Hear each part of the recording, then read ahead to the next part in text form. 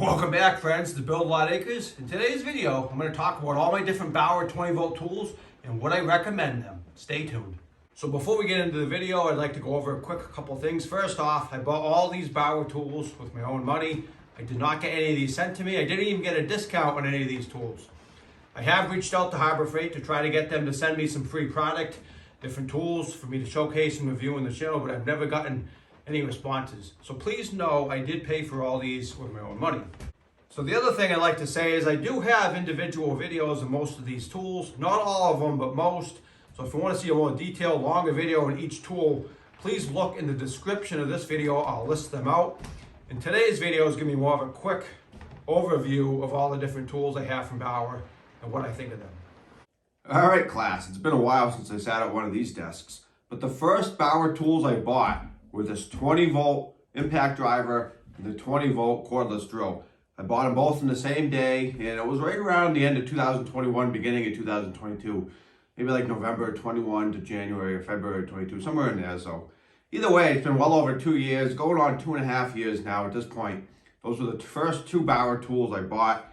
And the first one I'm going to talk about is the 20-volt impact driver. Impact drivers are really handy.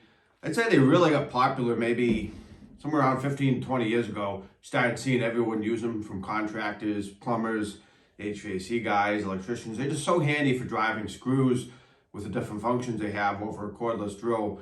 And this Bauer has held up really well. I would say of all my Bauer tools, I probably use this impact driver the most. And like I said, I've driven thousands and thousands of screws from this, ranging from little tiny, 1-inch long screws all the way up to massive 8-inch long timber lock type screws. And it's performed well. I've dropped it a couple of times by accident from some decent heights, and it held up well. One thing you want to note with all these tools I'm going to talk about, I would say especially the outdoor power tools like chainsaws, leaf blowers, that kind of stuff, you want to make sure you're getting the right size battery. They offer different batteries. They offer 1.5 all the way up to 8 amp hour. And I've heard rumblings that there's going to be a 12 amp hour battery coming out for Bauer, which Hercules already has, so hopefully that's true. I did do a video on the 8 amp hour battery, and definitely makes a difference having a bigger battery. You would think it would still have the same power because it's a 20-volt tool, but rest assured, the battery makes a big difference. I actually did a video comparing different size Bauer batteries in the same tool and timed the cuts, and you might be surprised with the differences. Like I said, if you're interested in any of those videos, check out the description below. Let's move on to the cordless drill. So as I said earlier, I bought this cordless drill the exact same day that I bought the impact driver. I don't use this as much as the impact driver, but I still use it a lot. It's probably, I would say, either my second or third most used Bauer 20-volt tool.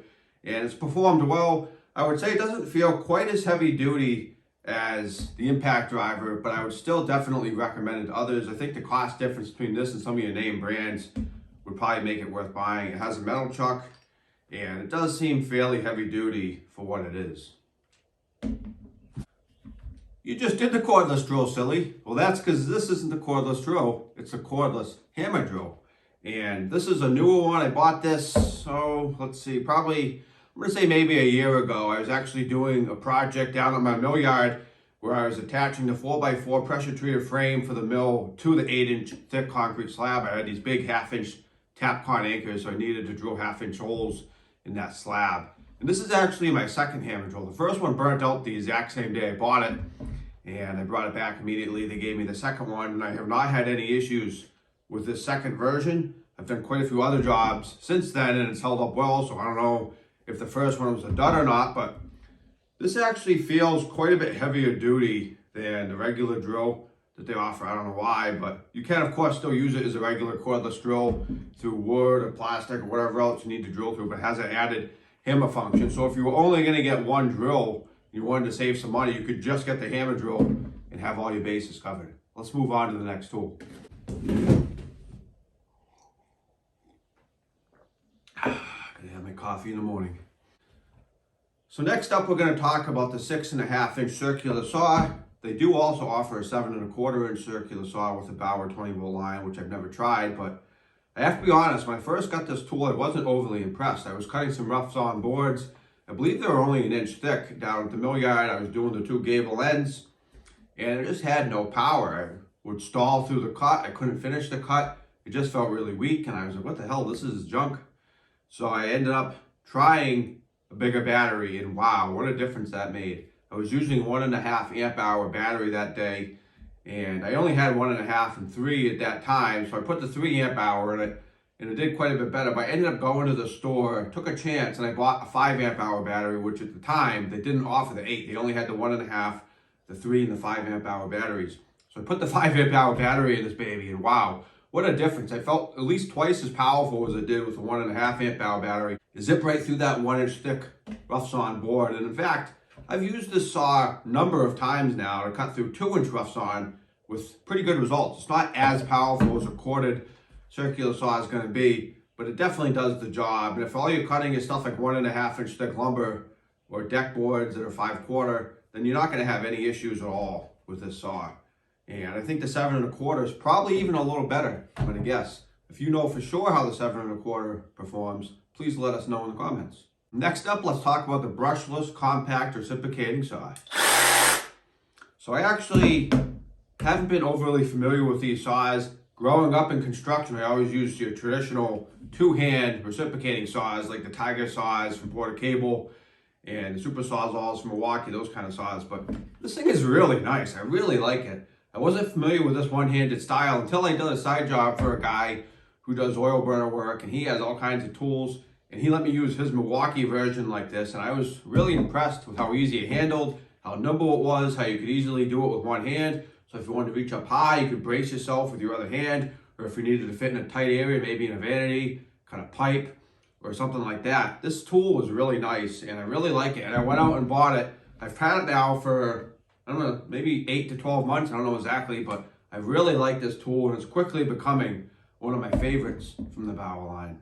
This is Bauer's brushless oscillating saw. These have become real popular again, I'd say in the last maybe 15, 20 years. The first brand that I really saw with this style saw was Fein, F-E-I-N. It's a German brand. They really, I think, invented this style saw, and they became popular over here in the States. Like I said, I would say around maybe 20 years ago. And you started seeing those saws all over the place.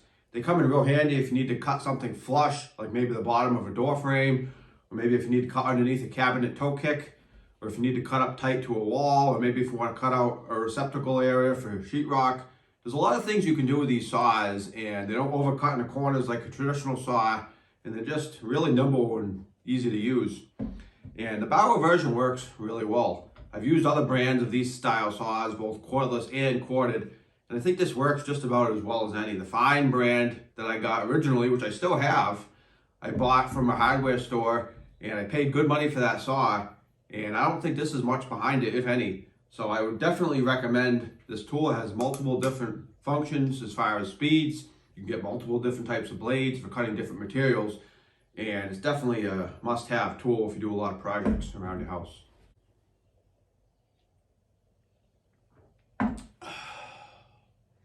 All right, let's talk about the Bauer turbine blower. They also offer a compact workshop blower, which is smaller nozzle. I think it's meant for more like blowing off workbenches and things like that. But this is obviously more meant to compete with your outdoor equipment, blowing leaves and things like that. With that said, this is not going to replace your 60 or 70 cc gasoline backpack blower. I have a huge Husqvarna 79 cc backpack blower, and I would not try to use this for those jobs.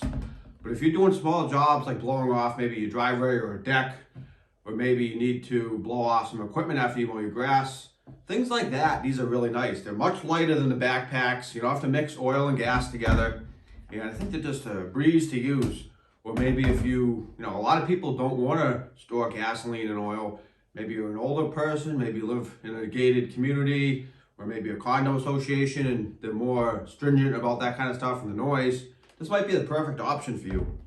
Like I said, it's not going to replace those other bigger backpack blowers, but it still does the job.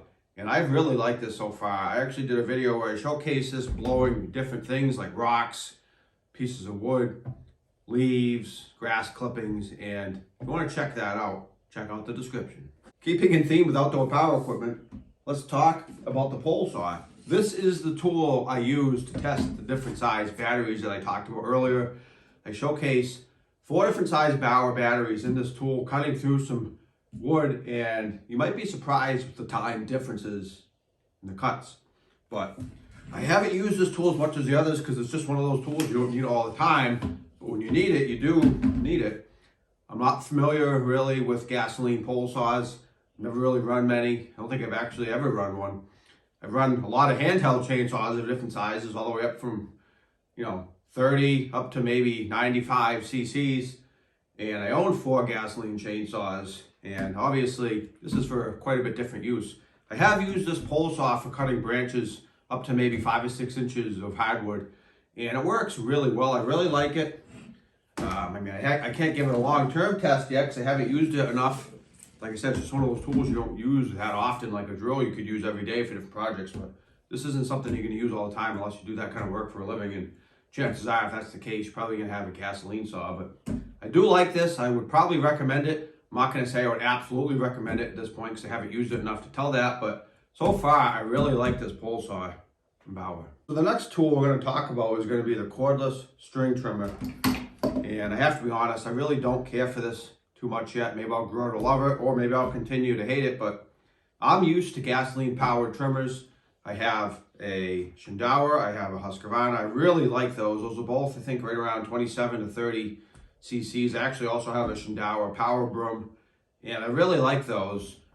And I don't like this. It doesn't feel powerful, it feels cheap. The components kind of feel flimsy and cheap. The string doesn't feel overly great. And I don't really care for this cheap wheel system to help you guide around, circular objects. But like I said, maybe I'll grow to like it. I think this would be good for certain people if you have a really small lawn, or maybe if you weren't comfortable mixing gas and oil, this might be a better choice. But for my size property and my experience level, and the fact that I do have other gas tools and those are what I'm used to, I just don't really care for this. So I would not recommend the string trimmer at this time. So the last kind of tool that I'm going to talk about before we move on to chargers is going to be this power inverter. I originally bought this hoping I could maybe run corded tools out in remote areas, but it just doesn't have that kind of power. I was probably being unrealistic with my expectations, but it is good for charging cell phones, tablets. Maybe if you want to use a computer out in a camping or something like that, or have a small light in your tent, this would probably work out really well. For the price they get for these, it's not a huge deal. They're pretty inexpensive. I think I paid maybe like 25 or 30 bucks for this, so it's not overly expensive. It's not a huge deal, but it is a nice thing to have in an emergency.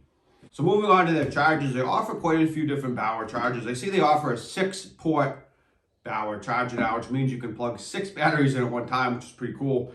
I have the dual port, and then I have a couple of the singles, which you can often get these with tools and deals. So the single charges are, much more common, I would say. But there is something you should know. The single charges aren't rated for the same output as the bigger chargers are. This one, if you look at the bottom, you'll see it's rated for 1.7 amps.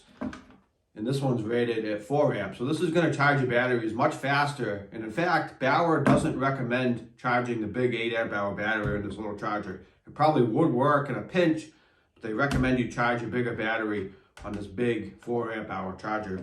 And like I said, they offer even bigger chargers now. I think they offer some now where they have, actually this one does, it has the USB ports in the front.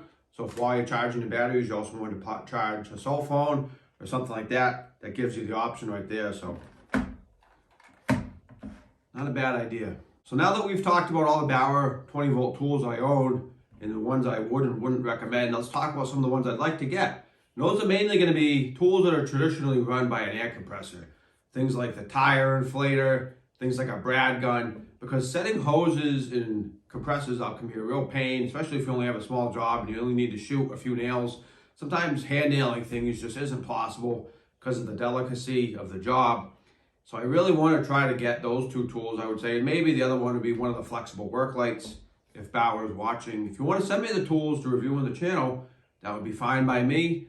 But like I said in the beginning, I bought all these tools with my own money. So I hope you guys enjoyed today's video. Let me know what Bauer tools of the 20 volt system you have, how you like them, and just your general thoughts. See you next time.